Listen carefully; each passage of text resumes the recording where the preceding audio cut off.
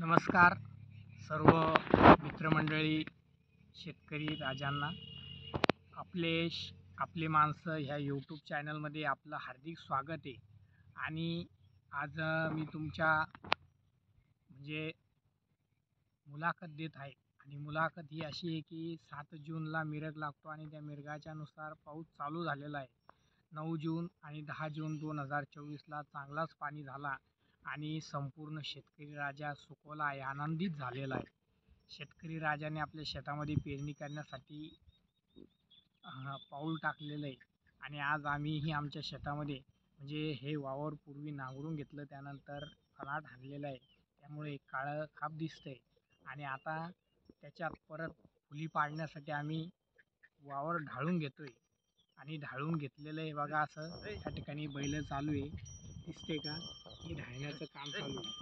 आणि त्यानंतर आता फुली पाडायचं काम पुढेही चालू होणार आहे. फुली पाडायचं आम्हाला. तर अशा पद्धतीने मुर्ग म्हणजे नक्षत्र आणि पेरणी वेळेत जर झाली तर उत्पन्न आणि माल जो काही आपण शेतामध्ये कडधान्य सरकी असेल किंवा इतर जे काही पेरतो, मक्का असेल, ह्या सगळ्या गोष्टी योग्य व्यवस्थित येतात. वेळेवरती पेरणी झाली तर जमीनही त्या धान्याला आपल्या पोटामध्ये शिरून घेण्याचं काम करते. आणि अशा पद्धतीने ही धरणी आई, कारण जगाचा पोशिंदा शेतकरी राजा म्हणलंय, पण खरंच जगाचा पोशिंदा आहेच का, विचार करण्यासारखी गोष्ट आहे. कारण आज जर विचार केला तर सरकीची बॅग असेल, जी मूळ किंमत काय आहे आणि त्याची किंमत वाढवून घेतल्या जाते, या गोष्टीचा विचार केला जातो. मक्काची किंमत, बॅगेची, त्यानंतर खताची.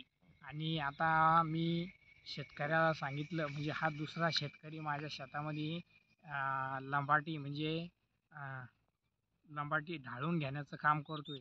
तर त्यांनी सांगितलं जवळजवळ 1000 रुपये प्रति एकर भाव राहील. म्हणजे सांगायचं म्हणजे आजकाल भाव इतके वाढलेले. त्यानंतर फुलीपाडाचे वेगळे, ढाळाचे वेगळे, परत त्यानंतर वखरपाळ्या वेगळ्या, अशा अनेक समस्या शेतकऱ्यांच्या माती आहे.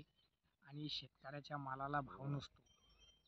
तर सांगायचं तात्पर्य म्हणजे का, आज आम्ही आमच्या शेतामध्ये हे ढाळून घेऊ, त्यानंतर फुली पाडणार आहे. आणि 2 दिवसामध्ये म्हणजे चांगला पाऊस पडला तर लगेच लागवड करणार आहोत. खरंच पण मी नेहमी ह्या गोष्टीकडे भर देण्याचा प्रयत्न करतो की आपण आपल्या शेतामध्ये यावर्षी पेरणी करताना, मित्रांनो, आता सगळे शेतकरी पेरणी करणार आहे. आणि पेरणी करताना प्रत्येक चांगलं व्हरायटीचं बियाणं, सगळ्या गोष्टी, खत गीत सगळी मेहनत करतो. तर त्यासाठी तुम्हाला स्वतःच्या शेतामध्ये सावलीसाठी 2, 5, 10 झाडं लावा. म्हणजे यापासून तुम्हाला सावली भेटेल आणि फळंही भेटेल खायला. पुन्हा पाणीही जास्त पडेल, कारण आपल्याकडं पाणी नाही. जर आपण झाडं लावले नाही तर येणाऱ्या काळात आपल्याला तापमान जास्त वाढेल, गरमी होईल, आणि त्यासोबत उष्णता, या सगळ्या गोष्टी. आणि वाळवंटाकडे आपली वाटचाल होऊ नये म्हणून मराठवाडा हा कायम दुष्काळी आणि काहीतरी गोष्टीसाठी प्रसिद्ध असतो. आणि ह्यावर्षी तर टँकरवाडा म्हणून चांगला प्रसिद्ध झालेला आहे. यावर्षी आमच्या भागातील सर्व फळपिकं जी असेल, म्हणजे फळबाग, डाळिंब, मोसंबी, सीताफळ, पेरू, आणि ते व्यतिरिक्त ते सगळे शेतकऱ्याने तोडून टाकलेले, कारण पाणीच नाही. आणि दुसरी गोष्ट, आता शेतकरी राजा अनेक गोष्टी काढण्याचा प्रयत्न करतो. तर त्या शेतकरी राजाला पुन्हा एकदा मी एक शेतकरी पुत्र म्हणून शुभेच्छा देतो. आणि असंच तुम्ही आमच्या आपले माणसं ह्या यूट्यूब चॅनलला भेट द्या, पाहत राहा, लाईक करा, शेअर करा, कमेंट करा, सबस्क्राईब करा. जय जवान, जय किसान, जय महाराष्ट्र, जय हिंद, जय